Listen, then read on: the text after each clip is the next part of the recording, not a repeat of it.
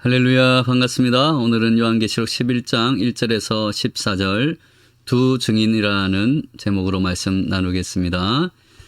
찬양, 내 주의 은혜의 강가로 하나님이 주신 은혜를 생각하며 찬양으로 고백하겠습니다.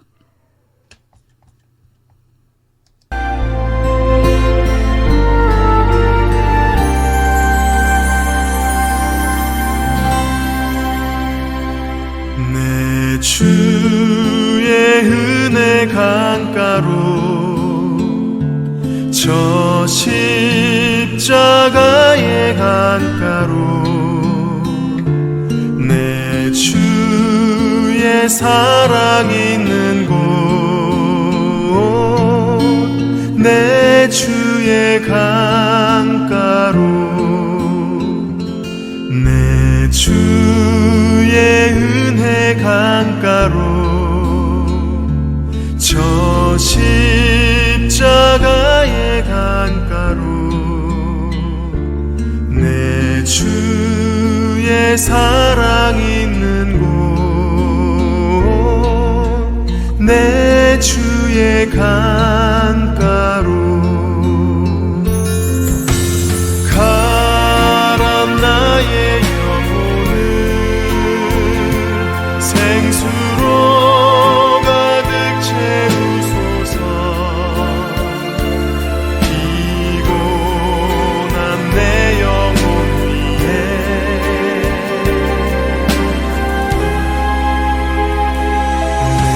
주의 은혜 강가로 저 십자가의 강가로 주의 사랑 있는 곳 내 주의 강가로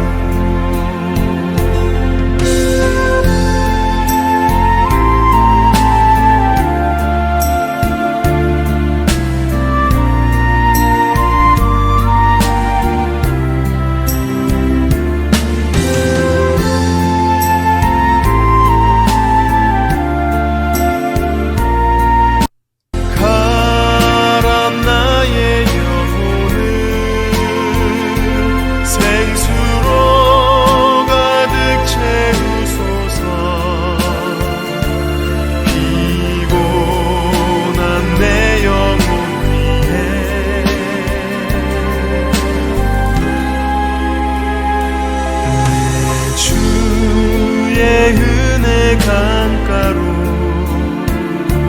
저 십자가의 강가로 내 주의 사랑 있는 곳 내 주의 강가로 내 주의 강가로 할렐루야. 요한계시록 11장 1절에서 14절 말씀 같이 읽도록 하겠습니다. 또 내게 지팡이 같은 갈대를 주며 말하기를 일어나서 하나님의 성전과 제단과 그 안에서 경배하는 자들을 측량하되 성전 바깥 마당은 측량하지 말고 그냥 두라. 이것은 이방인에게 주었은즉 그들이 거룩한 성을 42달 동안 짓밟으리라. 내가 나의 두 증인에게 권세를 주리니 그들이 굵은 베옷을 입고 1260일을 예언하리라. 그들은 이 땅에 주 앞에 서 있는 두 감람나무와 두 촛대니 만일 누구든지 그들을 해하고자 하면 그들의 입에서 불이 나와서 그들의 원수를 삼켜버릴 것이요 누구든지 그들을 해하고자 하면 반드시 그와 같이 죽임을 당하리라. 그들이 권능을 가지고 하늘을 닫아 그 예언을 하는 날 동안 비가 오지 못하게 하고 또 권능을 가지고 물을 피로 변하게 하고 아무 때든지 원하는 대로 여러 가지 재앙으로 땅을 치리로다. 그들이 그 증언을 마칠 때에 무정행으로부터 올라오는 짐승이 그들과 더불어 전쟁을 일으켜 그들을 이기고 그들을 죽일 터인즉 그들의 시체가 큰 성 길에 있으리니 그 성은 영적으로 하면 소돔이라고도 하고 애굽이라고도 하니 곧 그들의 주께서 십자가에 못 박히신 곳이라. 백성들과 족속과 방언과 나라 중에서 사람들이 그 시체를 사흘 반 동안을 보며 무덤에 장사하지 못하게 하리로다. 이 두 선지자가 땅에 사는 자들을 괴롭게 한 고로 땅에 사는 자들이 그들의 죽음을 즐거워하고 기뻐하여 서로 예물을 보내리라 하더라. 3일 반 후에 하나님께로부터 생기가 그들 속에 들어가매 그들이 발로 일어서니 구경하는 자들이 크게 두려워하더라.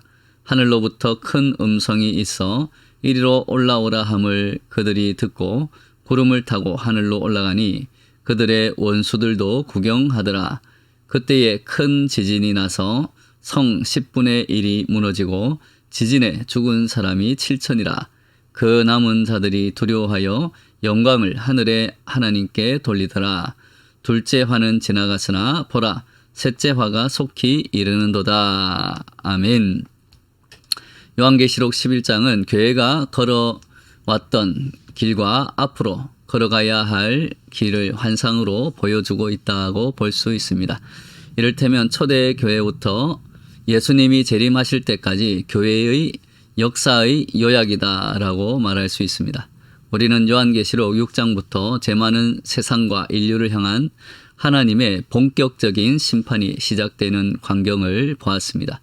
이 심판의 역사의 단계가 펼쳐지고 또 진행되는 가운데 사도 요한은 심판의 계시와 별도로 몇 가지 중요한 비전들을 보게 됩니다. 예를 들어서 7장에 보면 구원받은 성도들이 하늘나라에서 하나님께 찬양하며 경배하고 예배하는 모습이 나옵니다. 또 10장에서는 하나님의 말씀, 성경을 가지고 이 땅을 섭리하시는 그리스도의 모습을 보여줍니다. 그런가 하면 오늘 11장에서는 교회의 오늘과 내일, 교회의 궁극적인 미래를 제시해 주고 있습니다. 심판의 계시가 진행되는 과정에서 이러한 몇 가지의 비전들이 삽입된 이유는 무엇입니까? 교회가 때로는 타락하여서 세상 사람들에게 조롱거리가 되고 하나님의 징벌을 받을 수밖에 없는 부정부패를 저지르기도 하지만 하나님은 여전히 교회를 사랑하시고 또 채찍질을 해서라도 교회를 정화시키시며 결국에는 교회를 사용하셔서 역사 속에 빛나는 승리를 이루실 것을 우리에게 보여주기 위함입니다. 우리는 요한계시록 11장을 통해서 하나님께서 교회가 걸어온 길과 오늘날의 교회가 처하고 있는 현실, 그리고 교회 앞에 기다리고 있는 미래를 어떻게 제시하는지 볼 수 있는 것입니다. 11장 1절에서 6절은 교회의 핍박과 증거의 시기를 보여줍니다. 이 시기는 교회가 핍박을 받으면서도 복음을 계속적으로 증거하며 하나님의 승리를 역사 속에 이룩하고 있던 때입니다. 초대 교회 때부터 시작해서 바로 오늘날까지, 그리고 예수님이 재림할 그 때까지의 시기가 바로 이 시기에 해당된다고 해석할 수 있습니다. 요한계시록 11장이 열리면서 성전과 성이 등장합니다. 예루살렘 성이 무너지고 성전이 파괴되고 제단이 없어지게 된 것이 주후 70년의 일이기 때문에 지금 요한계시록이 쓰여지는 시기인 주 95년 이후에 그 시기를 생각해 보면 지금 요한계시록을 쓸 당시에는 성전과 성이 존재하지 않아야 합니다. 그렇다면 사도 요한이 오늘 환상 가운데서 보고 있는 성전의 의미는 무엇입니까? 우리 1절 말씀 같이 읽어보겠습니다. 또 내게 지팡이 같은 갈대를 주며 말하기를 일어나서 하나님의 성전과 제단과 그 안에서 경배하는 자들을 측량하되. 어떤 사람들은 여기에 나오는 성전을 역사의 말기에 다시 건립될 예루살렘 성전이라고 주장하기도 합니다. 그러나 대부분의 신학자들은 이 구절에 나오는 성전이나 제단은 상징적인 방법으로 쓰여져 있는 것이다. 상징적인 의미를 가지는 것이다 라고 주장합니다. 그래서 이 환상은 눈에 보이는 성전은 무너졌지만 그러나 아직도 하나님을 경배하고 하나님을 찬양하는 자들이 있기 때문에 이제는 예수님이 보내신 성령으로 그 하나님을 믿고 하나님을 찬양하는 성도들이 성전이 되는 것이다고 이해를 하는 것입니다. 그래서 복음의 증인들이 복음을 선포하는 성마다 하나님의 성전, 교회가 세워져 있다라는 사실을 보여주는 것으로 이 말씀을 해석하기도 합니다. 측량이라는 단어는 하나님의 보호권 혹은 소속권 안에 들어있다는 사실을 의미합니다. 즉 하나님이 측량한 그곳에 예수님을 믿고 또 예수님을 구주로 선포하는 그러한 사람들, 즉 성도들이 교회를 이루는 그곳을 하나님이 보호하신다라는 의미로 측량하다라는 뜻을 쓰고 있다라는 것입니다. 무너진 성전에도 불구하고 하나님은 교회를 통하여 예배하는 자신의 백성들을 보호하신다라는 말씀입니다.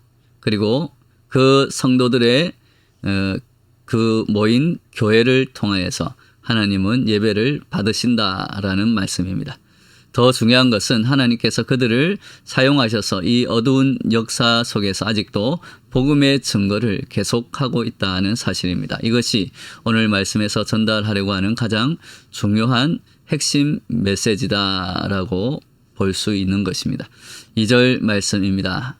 2절 말씀 같이 읽겠습니다. 성전 바깥 마당은 측량하지 말고 그냥 두라. 이것은 이방인에게 주었은즉 그들이 거룩한 성을 42달 동안 짓밟으리라. 42달 3년 반이라는 말을 들을 때 이스라엘 백성들이 곧바로 떠올리는 사건이 있습니다.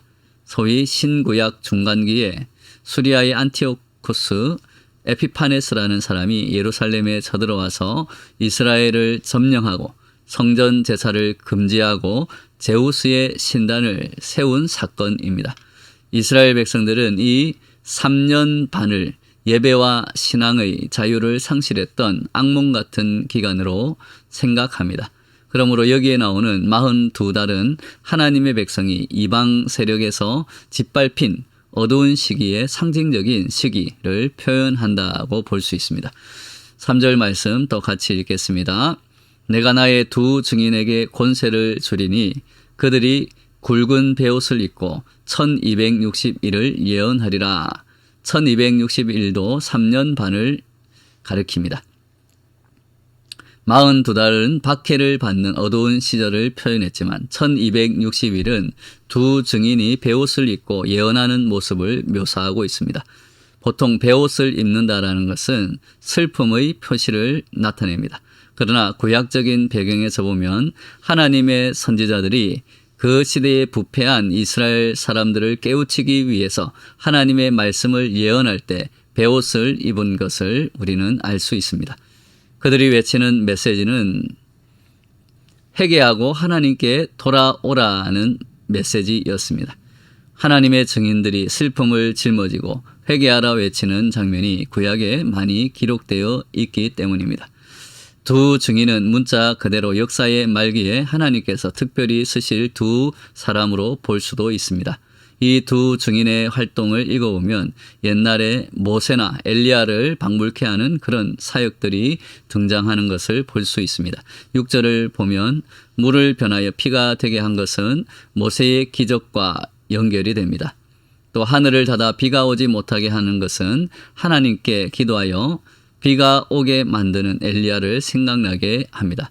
그래서 모세와 엘리야가 역사의 말기에 다시 한번 등장할지 모른다는 주장도 있고 모세와 엘리야 같은 특별한 사람들이 등장해서 말세에 이러한 능력 있는 활동들을 할지 모른다는 주장도 있습니다.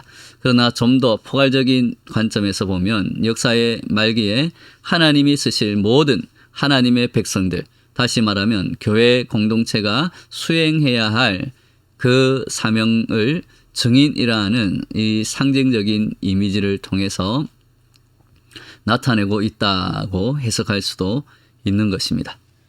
그러므로 하나님을 믿고 하나님의 말씀을 선포하고 하나님의 말씀대로 살아가고자 노력하는 예수 그리스도의 증인들, 제자들과 같은 그러한 교회의 구성원들, 즉 우리 성도들, 저와 여러분들을 포함한 모든 하나님의 백성들을 이 두 증인으로 상징적으로 표현하고 있다고 말할 수 있는 것입니다.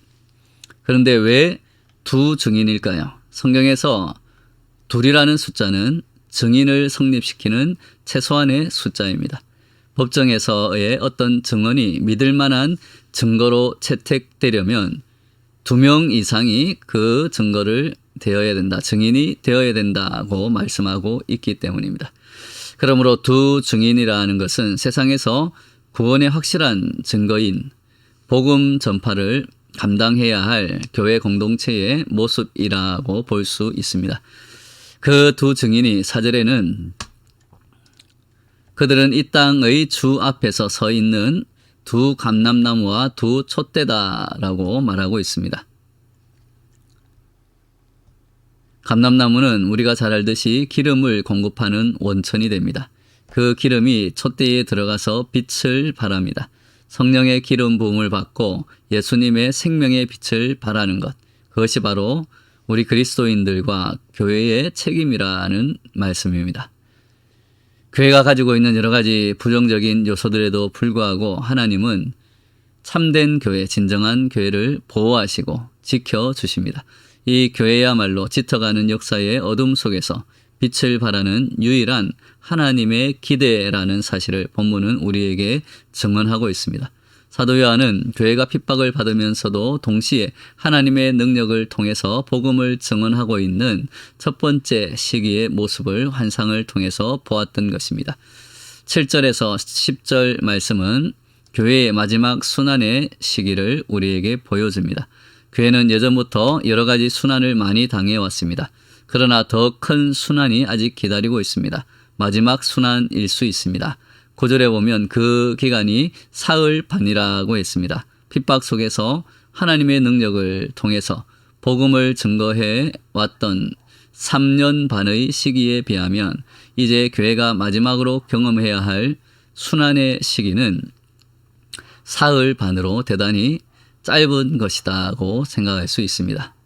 이제 또 7절을 보면 교회 공동체가 이 세상을 향한 복음 증거의 사역을 거의 다 마칠 무렵 무적행으로부터 올라오는 짐승인 적 그리스도가 두 증인을 죽이게 됩니다. 8절에 그들의 시체가 큰 성길에 있으리니 그 성은 영적으로 하면 소돔이라고도 하고 애굽이라고도 하니 곧 그들의 주께서 십자가에 못 박히신 곳이다고 했습니다. 소돔은 우리가 잘 아듯이 부패의 상징입니다. 그리고 애굽은 박해의 땅을 의미합니다. 그곳에서 주님이 못 박히셨다고 하는데 이곳은 넓은 의미에서 부패와 박해로 예수님을 대적하는 이 세상의 악한 세력들을 의미하는 것입니다. 바로 이 세상 한복판에서 주님의 증인들이 노략거리가 되고 웃음거리가 되고 조롱거리가 될 것이다는 말씀입니다. 마귀의 궁극적인 목표는 복음을 증거하는 모든 증인들과 그리스도의 교회를 죽음까지 몰고 가는 것입니다. 전 세계의 많은 교회들이 다시 한번 뒷걸음질을 치고 있습니다. 주님이 오시기 전에 교회를 죽음 직전까지 몰고 가기 위해서 사탄은 집요하게 교회를 유혹하고 또 우리들을 유혹할 것입니다. 예수님을 섬기기보다 돈과 물질과 쾌락을 섬기는 현상이 일어나고 교인들이 교회를 떠나가고 교회는 텅텅 비게 될지도 모릅니다. 그런 교회에 죽어가는 모습을 보면서 예수님을 대적하는 자들이 좋아하는 모습이 10절 말씀입니다. 10절 말씀 같이 읽겠습니다.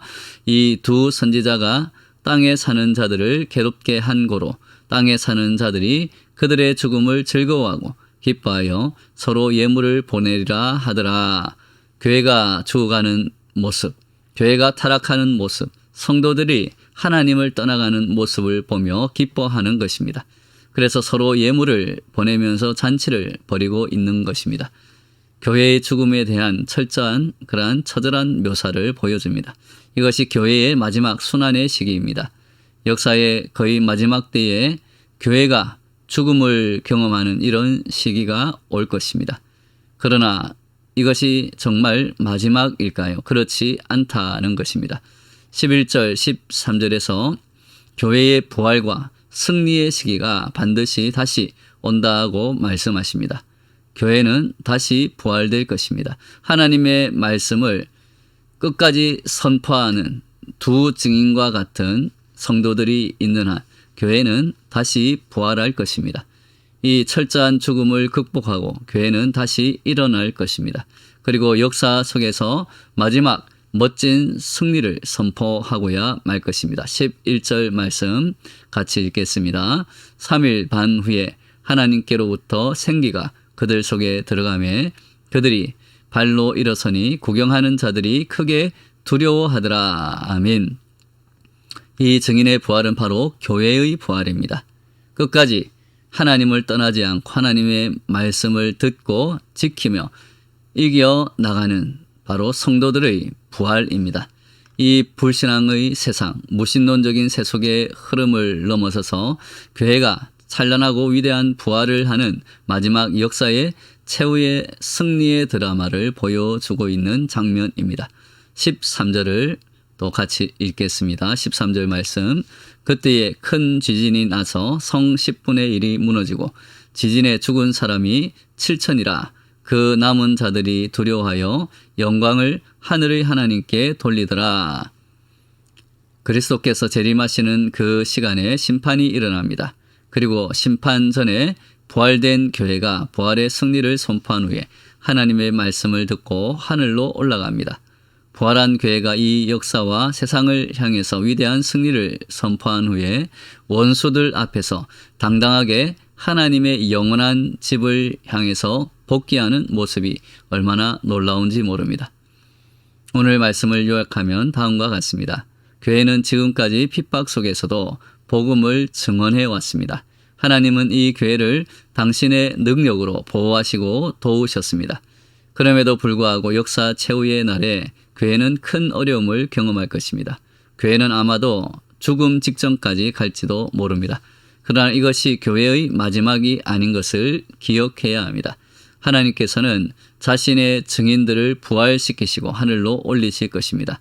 이것이 교회의 궁극적인 소망이요 미래라면 오늘을 살고 있는 우리 성도들과 교회들은 이 시대 속에서 예수님께서 우리에게 부탁하신 증인의 삶을 살아야 합니다. 세상의 악한 세력들은 교회를 결코 이길 수 없습니다. 하나님이 지키시고 보호하시는 교회는 비록 죽은 자 같으나 살아있고 징계를 받은 자 같으나 죽임을 당하지 아니합니다. 죽어도 다시 사는 부활의 승리를 믿고 담대하게 우리의 삶 가운데 하나님의 말씀을 듣고 지키고 또 복음을 증거하는 증인들이 되시기를 예수님의 이름으로 축원합니다. 아멘.